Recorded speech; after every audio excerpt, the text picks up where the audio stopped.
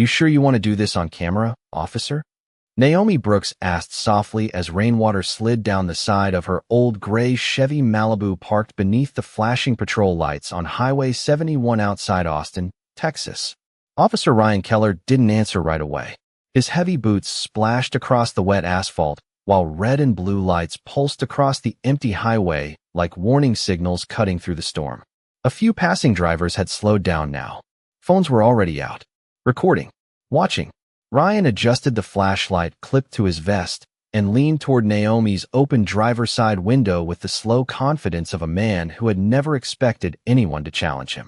"Step out of the vehicle," he said flatly. Naomi obeyed without protest. Her hoodie was damp from the rain within seconds. Dark curls pressed lightly against her forehead as cold wind swept across the highway shoulder. She moved calmly. Too calmly. Ryan noticed that immediately. Most people got nervous when patrol lights hit their rearview mirror after midnight. Most people stumbled over explanations. Some cried. Some begged.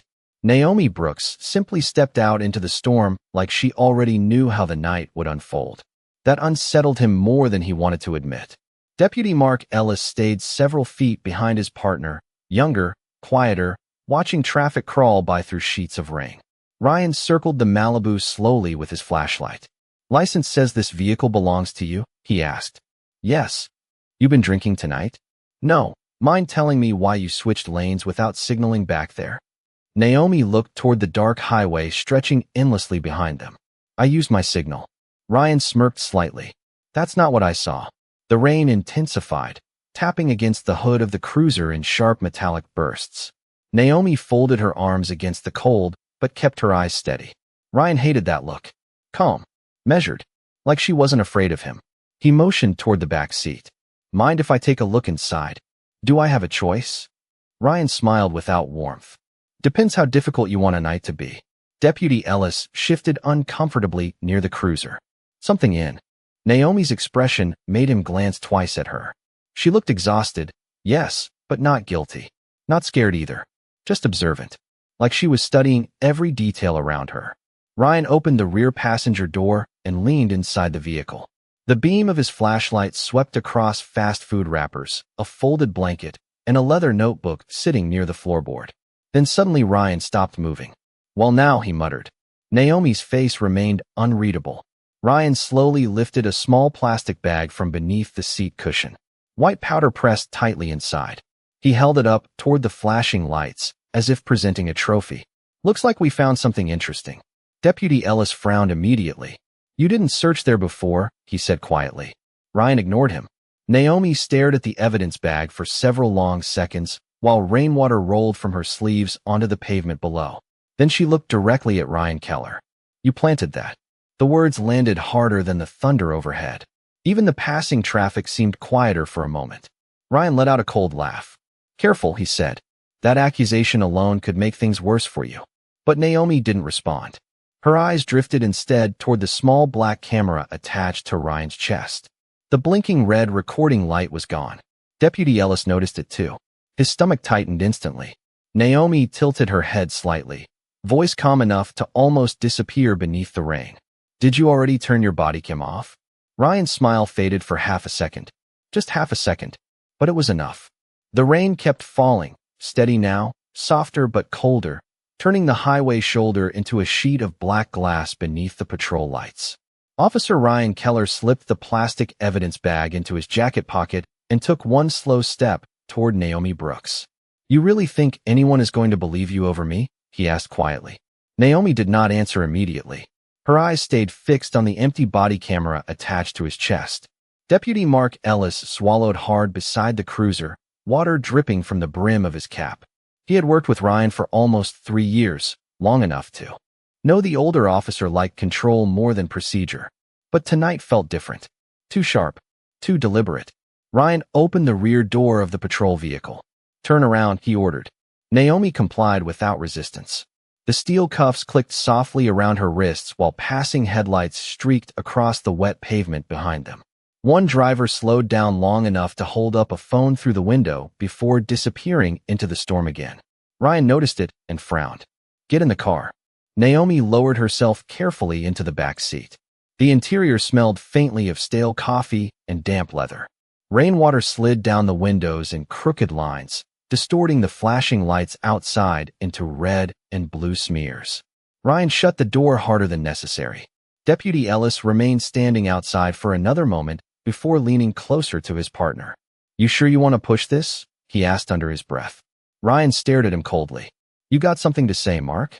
Ellis glanced toward Naomi, sitting silently inside the cruiser. "I just did not see the bag before." Ryan stepped closer until only inches separated them. "Then maybe you were not paying attention." Thunder rolled somewhere far across the hills. Ellis looked away first. 20 minutes later, the patrol vehicle pulled into the county substation on the edge of Travis County. A low concrete building washed pale beneath fluorescent floodlights. Naomi stepped out calmly as rain tapped against the station roof overhead. Two officers near the entrance looked over curiously when Ryan walked her inside. "Drug possession," Ryan announced casually while tossing paperwork onto the front desk. "Found enough powder in her car to ruin her weekend." One officer laughed softly. Naomi remained silent. Her soaked hoodie clung slightly to her shoulders now, but her posture never changed. Calm. Straight. Watching. Ryan noticed the desk sergeant glance briefly at Naomi before returning to the paperwork. Nobody questioned him. They never did. The booking area smelled like old coffee, printer toner, and wet uniforms drying under artificial heat. Ryan removed the evidence bag again and placed it onto the metal counter. "You can save yourself a lot of trouble if you cooperate," he said. Naomi finally spoke. "You still have time to stop this." Ryan smirked. "That sounds almost like a threat." "No," Naomi said quietly. "A warning." Deputy Ellis stood near the doorway pretending to review intake forms, but he kept glancing toward the evidence bag. Something about it bothered him. The seal looked too clean, too fresh. Ryan had not logged it properly either. Naomi shifted slightly in the metal chair, cuffs resting loosely against her wrists. "How many times have you done this?" she asked. Ryan's expression hardened immediately. "Careful." Naomi leaned back slowly. "Because men who get comfortable always make the same mistake eventually." The room fell silent except for the distant buzz of fluorescent lights overhead. Ryan stared at her for several long seconds, then grabbed the paperwork off the counter and walked toward the interrogation hallway. "Put her in room 3, he muttered. Deputy Ellis hesitated. Naomi stood carefully as he approached. For the first time all night, she looked directly at him instead of Ryan. Her voice dropped low enough that only he could hear it. "Watch what happens in exactly 6 minutes." Ellis frowned slightly. "What does that mean?" Naomi said nothing else. She simply walked toward the interrogation room while the rain continued hammering the station windows like a clock counting down. Room 3 felt colder than the rest of the station. The fluorescent light above Naomi Brooks flickered every few seconds with a faint electrical hum, washing pale color across the gray walls and scratched metal table bolted to the floor. Rain rolled down the narrow window beside the door in slow, crooked streams, blurring the parking lot outside into streaks of white and amber light. Naomi sat alone with her cuffed hands resting calmly in her lap. Her soaked hoodie had begun drying at the shoulders, leaving darker patches across the fabric like shadows settling into place. She stared at the clock mounted high on the wall. 11:54. 4 minutes left. Outside the room, Deputy Mark Ellis stood near the observation window pretending to organize paperwork while his thoughts kept circling back to the same question. Why was she so calm? Most suspects filled silence with panic. Excuses. Bargaining. Naomi Brooks sat like someone waiting for an appointment she already knew would arrive. Officer Ryan Keller pushed through the hallway doors carrying 2 paper cups of coffee. "You still babysitting?" he asked with a dry laugh. Mark lowered his voice. "Something feels off." Ryan handed him one of the cups. "That is because you are young enough to still think every arrest comes with a clean little story attached to it." He sipped his coffee slowly. "People lie, Mark. Especially when they know they got caught." Mark looked through the glass again. Naomi had not moved. "She knew your body camera was off." Ryan's jaw tightened almost invisibly. And she called it out fast. Ryan leaned closer, voice lower now. "Listen carefully. Nobody is going to care what some woman in a wet hoodie says over a decorated officer with 12 years on the force. That is reality." Thunder rumbled across the county a few seconds later, low and distant. Mark looked away first. Inside room 3, Naomi finally shifted in her chair as the hallway door opened. Ryan stepped inside, carrying a thin file folder beneath one arm. He closed the door carefully behind him. The soft click echoed louder than it should have. Naomi looked toward the clock again. 3 minutes. Ryan noticed. You expecting someone? Naomi's eyes returned to him calmly. You should be. He pulled out the metal chair opposite her and sat down heavily. The file folder slid across the table between them. Possession with intent, he said. Enough to bury your life for a while. Naomi glanced at the folder without touching it. That bag never came from my car. Ryan smiled faintly. Funny thing about evidence. Once paperwork gets signed, truth becomes flexible. The fluorescent light buzzed overhead again. Naomi tilted her head slightly. You have done this before. Ryan leaned back in his chair. You know what your problem is? No, you think being calm makes you smart. Naomi studied him quietly for several seconds. Not angry, not emotional, just watching. Ryan suddenly felt irritated by that silence more than any insult she could have thrown at him. He slid a pen across the table. Sign the statement. Cooperate. Maybe the judge goes easier on you. Naomi looked at the pen but did not reach for it. How many people signed papers in this room because they were scared of you? Ryan's expression hardened. Careful. Naomi leaned slightly forward now, her voice low and steady beneath the hum of the lights. You stopped recording before you searched my vehicle. You logged evidence before confirming chain of custody. And your partner already knows something is wrong. Ryan's eyes narrowed instantly. Mark does what he is told. Naomi looked toward the clock again. 11:57. 1 minute. Rain hammered harder against the glass beside them now, the storm growing heavier over the station roof. Ryan followed her gaze toward the clock for the first time all night. What happens at midnight? He asked quietly. Naomi finally smiled. It was small, tired, almost sympathetic. That depends, she said softly. Did you really think nobody was watching you tonight? Ryan Keller stared at Naomi Brooks across the metal table while the second hand on the wall clock crept closer to midnight with slow mechanical clicks that suddenly felt much louder inside room 3. Rain pounded the station windows hard enough to shake faintly against the glass. Somewhere down the hallway a printer hummed and stopped. Naomi sat perfectly still beneath the flickering fluorescent light, her cuffed hands resting calmly on the table as though she belonged there more than he did. Ryan leaned back in his chair and forced a short laugh. You watch too many movies. Naomi said nothing. That silence again. Controlled. Patient. Ryan hated it because it made him feel like he was the one being studied.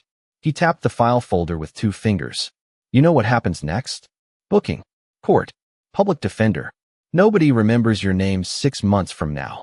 Naomi slowly looked toward the rain-streaked window beside the door. You really believe that? Ryan narrowed his eyes. Believe what? That power lasts forever. The fluorescent light buzzed sharply. Overhead before dimming for half a second. Ryan suddenly felt the room growing warmer despite the storm outside. He stood up abruptly and paced once toward the wall. You think you are smarter than everybody in this building because you stayed calm for 30 minutes? Naomi finally looked back at him. No, I stayed calm because panic ruins timing. Ryan stopped moving. Outside the observation window, Deputy Mark Ellis remained frozen with a stack of intake papers still tucked beneath one arm. He could no longer ignore the pressure building in his chest. Every instinct told him something was deeply wrong. Naomi did not sound afraid. She sounded prepared. Mark glanced toward the evidence locker down the hall, then toward Ryan, then back to Naomi. Midnight arrived with a soft electronic beep from the clock mounted on the wall. The sound was small, but it seemed to cut through the entire station. Naomi exhaled slowly. There it is. Ryan frowned. There what is? Before she could answer, a loud buzz echoed through the hallway entrance doors. Then another. Voices followed seconds later.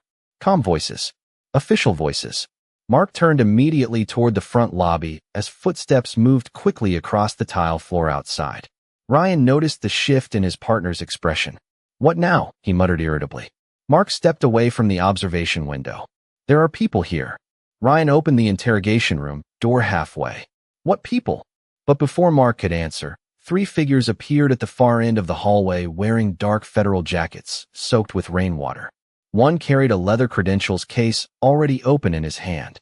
Another scanned the hallway calmly with sharp, experienced eyes. The station suddenly felt very quiet. Even the officers near the booking desk stopped talking. The lead agent approached slowly, shoes squeaking faintly against the wet floor. "Officer Ryan Keller?" Ryan stiffened immediately. "Who was asking?" The man flipped the credentials case fully open beneath the fluorescent lights. Gold lettering caught the reflection. "Federal." Ryan's expression changed almost invisibly. "We are looking for Special Agent Naomi Brooks." The hallway went silent, completely silent. Deputy Mark Ellis felt his stomach drop. Ryan glanced once toward room 3, then back toward the agents. "There has to be some mistake." "No mistake," the lead agent replied calmly. "We lost visual contact with Agent Brooks 43 minutes ago after her tracker stopped transmitting during an active operation." Rain hammered harder against the station roof overhead. Ryan's face slowly lost color. "Operation?" he repeated quietly. The federal agent looked directly at him now. "Yes, a corruption investigation." Inside room 3, Naomi Brooks remained seated beneath the flickering light, listening to every word through the partially opened doorway. Her eyes closed briefly for one exhausted second before opening again. Then, for the first time all night, she allowed herself the smallest breath of relief. The air inside the station changed instantly after the federal agents stepped into the hallway. Conversations stopped mid-sentence. Computer keyboards fell silent. Even the old ceiling fan above the booking desk suddenly seemed louder than before, clicking slowly as it turned through stale fluorescent light. Officer Ryan Keller remained frozen near the interrogation room doorway, one hand still gripping the file folder against his chest, while rainwater dripped from the federal agents' jackets onto the tile floor beneath them. Deputy Mark Ellis watched Ryan carefully now, really watched him for the first time in years. The confidence was gone. Just beneath the surface, something heavier had taken its place. Fear. The lead federal agent stepped closer. "Where is Agent Brooks?" Ryan cleared his throat. "Inside room 3. "Open it." Ryan hesitated only a fraction too long. Mark noticed immediately. So did everyone else. The federal agent's expression hardened slightly. "Now." Ryan slowly pushed the interrogation room door open wider. Naomi Brooks remained seated exactly where they had left her beneath the pale, flickering light. Her cuffed hands rested calmly on the metal table while the storm outside painted shifting shadows across the walls behind her. The moment the federal agents saw her, their posture changed. Respect replaced urgency. One of them stepped forward quickly. "Agent Brooks." Naomi looked up slowly. "Took you long enough." The smallest trace of humor touched the corner of her mouth, but exhaustion sat much heavier beneath it. The lead agent immediately moved toward her cuffs. "Are you hurt?" "No." Her eyes shifted briefly toward Ryan, standing in the doorway. "But evidence protocol definitely is." Nobody laughed. The metal cuffs unlocked with a sharp click that echoed through the room louder than it should have. Naomi rubbed her wrists once before standing carefully. Her shoulders sagged almost invisibly for the first time all night. Ryan watched her rise and suddenly realized how badly he had misjudged everything. She was not just calm. She was trained. Every movement precise, controlled, intentional. Naomi reached slowly into the inner lining of her damp hoodie and removed a leather credential wallet sealed in clear plastic from the ring. Gold letters reflected beneath the fluorescent light. Drug Enforcement Administration. Deputy Mark Ellis felt heat rise into his face. Ryan stared without blinking. Naomi held the badge only briefly before lowering it again. "Special Agent Naomi Brooks," the lead federal agent announced formally to the room. "Undercover Operations Division." Silence settled over the station like heavy fog. One of the younger officers, near booking, quietly stepped backward without realizing it. Naomi looked directly at Ryan now. Not angry, not triumphant, just tired. "I told you not to touch the evidence." Ryan finally found his voice. "You set me up." Naomi shook her head slowly. "No, officer. You exposed yourself." Rain crashed against the station windows again, harder than before, while thunder rolled low over the county hills. The lead federal agent motioned toward the hallway. "Secure all evidence lockers. Nobody leaves this building." 2 additional agents moved immediately. Ryan stepped backward once. "This is insane." "Actually," Naomi replied quietly, "this operation has been running for 11 months. Mark looked toward her sharply. 11 months. Naomi met his eyes briefly. "You were not the target, Deputy Ellis." Relief and shame collided. across his face all at once. Ryan noticed. "Do not stand there acting innocent," he snapped at Mark. "You work these stops too." Mark looked stunned by the accusation. "Not like this."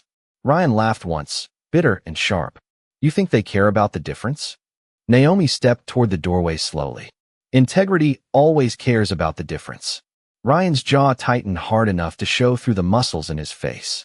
Outside, red and blue reflections shimmered across the rain-soaked parking lot while more federal vehicles pulled silently into the station entrance. The operation was no longer hidden now, and for the first time in a very long time, Officer Ryan Keller no longer looked like the man in control. The storm finally began to weaken just after 1 in the morning, but inside the Travis County substation, the air still felt heavy enough to press against every breath. Federal agents moved quietly through the hallways now, carrying evidence boxes, unplugging computers, photographing reports beneath harsh white lights that reflected off the damp tile floors. The station that had once belonged to Officer Ryan Keller no longer felt like his territory. It felt exposed, stripped open. Naomi Brooks stood near the booking desk with a dry federal jacket draped loosely over her shoulders while steam curled upward from a paper cup of black coffee warming her hands. She had not touched the drink yet. Exhaustion rested behind her eyes now that the operation was over, but her posture remained steady. Across the room, Ryan sat alone at a metal table beneath the buzzing fluorescent lights, his service belt removed, his hands folded tightly together like he was trying to hold onto something invisible slipping through his fingers. Nobody spoke to him anymore. Not the younger officers who used to laugh at his jokes. Not the desk sergeant who once backed every report he filed without question. Silence had settled around him harder than handcuffs ever could. Deputy Mark Ellis stood near the evidence lockers signing documents beside a federal investigator. Every few seconds his eyes drifted toward Naomi. Finally, he walked slowly across the room toward her. Naomi looked up as he approached.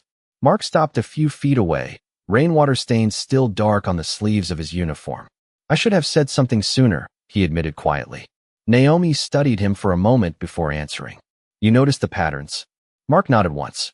"I kept telling myself maybe I was overthinking it." Naomi glanced toward Ryan sitting alone beneath the lights. That is how systems survive. The hum of fluorescent bulbs filled the silence between them. Mark lowered his voice. "Did you know it would happen tonight?" Naomi wrapped both hands around the untouched coffee cup. "Not exactly." "Then why let him stop you?" For the first time all night, Naomi looked genuinely tired. She stared through the station windows where rain slid slowly down the glass beneath fading patrol lights outside. Because men like Ryan only expose themselves when they think nobody can challenge them. Mark swallowed hard. Naomi continued quietly. Every previous complaint disappeared. Missing footage. Altered reports. People too scared to fight back. We needed him confident enough to cross the line while federal surveillance was active. Mark looked down at the floor. "And I helped him." Naomi shook her head gently. "No." You hesitated. "That matters more than you realize." Across the room, Ryan suddenly laughed once under his breath, bitter and hollow. Both of them turned toward him. He leaned back slowly in his chair, staring up at the flickering ceiling light above. "You really think this changes anything?" he asked without looking at them. Nobody answered immediately. Ryan smiled faintly to himself. Another officer gets fired. Another headline runs for a week. Then everybody moves on. Naomi stepped forward calmly until she stood several feet from his table. "Maybe." Ryan finally looked up at her. His face appeared older now somehow, the confidence worn down into something colder and more fragile beneath the station lights. "You know what the funny part is?" he said quietly. "I used to think I was protecting this city." Naomi held his gaze. Fear always sounds righteous to the people using it. Ryan looked away first. Outside, the storm clouds had begun drifting east across the dark Texas sky. The parking lot shimmered with fading reflections from patrol vehicles, while distant highway traffic moved steadily beyond the station walls, unaware that something inside this small concrete building had permanently shifted tonight. Naomi stood silently for a moment longer before finally lifting the coffee cup to her lips. It had already gone cold. By 3 in the morning, the rain had completely stopped, leaving the station wrapped in the strange hollow quiet that always came after a Texas storm. Water still dripped steadily from the roof gutters outside, tapping against puddles in the parking lot beneath pale security lights. Inside the building, the atmosphere felt colder now, stripped clean of the loud confidence that had once filled the hallways whenever Officer Ryan Keller walked through them. Federal investigators continued moving room to room, collecting files, body camera logs, dashcam archives, and years of reports that suddenly looked very different under scrutiny. Naomi Brooks sat alone near the back hallway, reviewing paperwork beneath a small desk lamp while most of the station lights had been dimmed. Her federal jacket hung across the chair beside her, and strands of damp curls rested loosely against her temples. She looked exhausted now that the adrenaline had faded, but her hands remained steady as she signed the final operation documents one page at a time. Deputy Mark Ellis approached quietly, carrying a cardboard evidence box against his chest. "They found 6 more missing body camera files tied to Ryan," he said. Naomi looked up slowly. "Only 6. Mark gave a tired laugh through his nose before setting the box onto a nearby desk. "There is more." He hesitated. "A lot more." Naomi leaned back slightly in her chair. "There usually is." The silence that followed no longer felt tense. Just heavy. Honest. Mark rubbed one hand across the back of his neck. "I keep replaying tonight in my head." Naomi waited.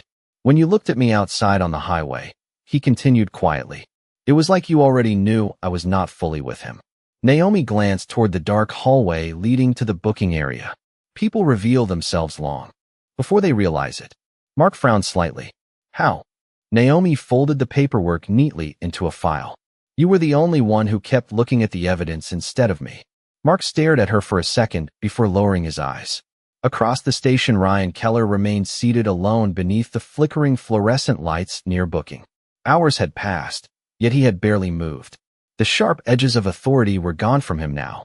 No radio, no badge, no audience. Just a tired man sitting in yesterday's confidence, while federal agents carried boxes past him without acknowledgement. One of the investigators approached Naomi's desk moments later and handed her a tablet displaying surveillance footage. "You need to see this."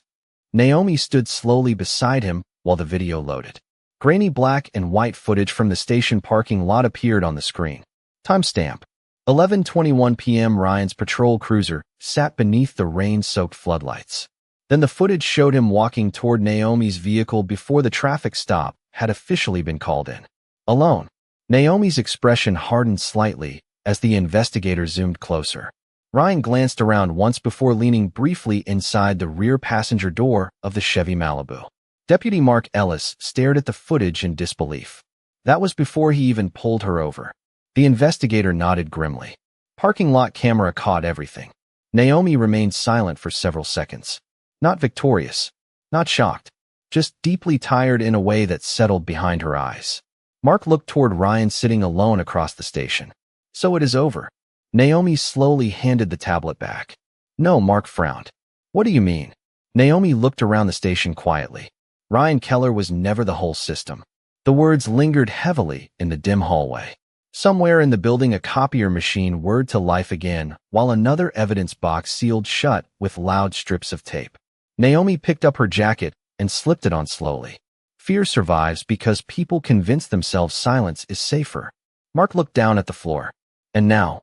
Naomi glanced toward the slowly brightening windows at the far end of the station, where the first faint traces of dawn had begun softening the darkness outside. Now somebody finally wrote everything down before it could disappear. Morning arrived slowly over Travis County beneath a sky still heavy with fading storm clouds, the first pale sunlight reflecting across miles of wet highway outside the station windows. The building looked different in daylight. Smaller somehow. Less intimidating. The flashing patrol lights had finally disappeared from the parking lot, replaced by quiet federal sedans lined neatly beside puddles shimmering gold beneath the sunrise. Inside the station, exhaustion hung over everyone like smoke after a fire. Officers moved carefully now, speaking in low voices, avoiding eye contact whenever federal investigators crossed the hallways carrying sealed evidence containers and archived reports. Deputy Mark Ellis sat alone at his desk, staring at a blank incident form glowing on his computer screen. He had rewritten the same sentence 4 times already. Outside his office window, he could see Naomi Brooks standing near the entrance steps with a phone pressed to her ear, one hand tucked into the pocket of her federal jacket, while the morning wind lifted loose curls around her face. Even after everything that happened, she still carried herself with quiet control. Mark watched her for a moment before lowering his eyes back toward the unfinished report. "You either write the truth," a voice said behind him, "or somebody else writes it for you." Mark turned quickly. Naomi stood in the doorway, now holding 2 paper coffee cups. She stepped inside and placed one gently beside his keyboard. Steam curled upward between them. "I did not hear you walk in," Mark admitted. Naomi gave the faintest tired smile. "Most people never do." He looked down at the report again. "I keep thinking about all the traffic stops we worked together." Naomi remained silent. How many people did he do this to before tonight? Her eyes drifted briefly toward the bullpen outside, where federal agents continued sorting confiscated files. Enough that somebody finally noticed the pattern. Mark rubbed both hands across his face slowly. "I should have stopped him sooner." Naomi leaned lightly against the doorway. "Fear makes people wait for certainty before they act." Mark looked up at her. "And you?" Naomi stared toward the station windows where sunlight reflected softly across the wet parking lot. "I stopped waiting a long time ago." The room fell quiet except for the distant sound of printers running in another office. Mark finally reached for the keyboard again. This time, he began typing without hesitation. Full details. Full timeline. No missing sections. Naomi watched for a few seconds before quietly stepping back into the hallway. Across the station, Ryan Keller was being escorted toward the rear processing office by 2 federal agents. He no longer looked angry now, just hollow, like someone slowly realizing the world had kept moving without him overnight. As he passed through the hallway, his eyes briefly met Naomi's. For several long seconds, neither of them spoke. Ryan glanced toward Mark's office, where the younger deputy continued typing steadily without looking up. Something shifted in Ryan's expression then. Not pride, not defiance. Regret. Small but visible. "You know what bothers me most?" he asked quietly. Naomi waited. Ryan looked toward the brightening windows at the end of the hallway. "Nobody stopped me because everybody was scared to stand alone." Naomi's voice remained calm. "And eventually you believed fear meant loyalty." Ryan lowered his eyes. One of the federal agents motioned for him to keep walking. Before turning away, Ryan looked back at Naomi one final time. Was any of it real? Naomi understood the question immediately. The traffic stop, the arrest, the investigation, all of it.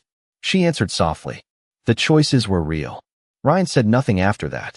He simply disappeared down the hallway beneath the cold fluorescent lights while the station around him continued waking into a very different morning than the one he expected. By late afternoon, the sky above Travis County had finally cleared completely, leaving behind long stretches of pale blue reflected across rain-soaked highways and office windows throughout the city. News vans now lined the street outside the substation. Satellite dishes pointed toward the building while reporters spoke quietly into microphones beneath the warm Texas sun. Inside, the atmosphere remained strangely subdued. Phones rang less often. Conversations stayed low. Every officer who walked through the hallway seemed suddenly aware of their own footsteps. Naomi Brooks stood near the rear exit, holding a small cardboard archive box against her hip. Most of the operation files had already been transferred downtown, but a few personal notes remained tucked inside alongside old surveillance photos and handwritten timelines collected over 11 months of undercover work. She looked tired in a way sleep could not immediately fix.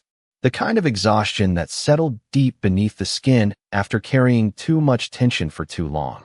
Deputy Mark Ellis approached from the hallway wearing a clean uniform shirt for the first time since the storm began.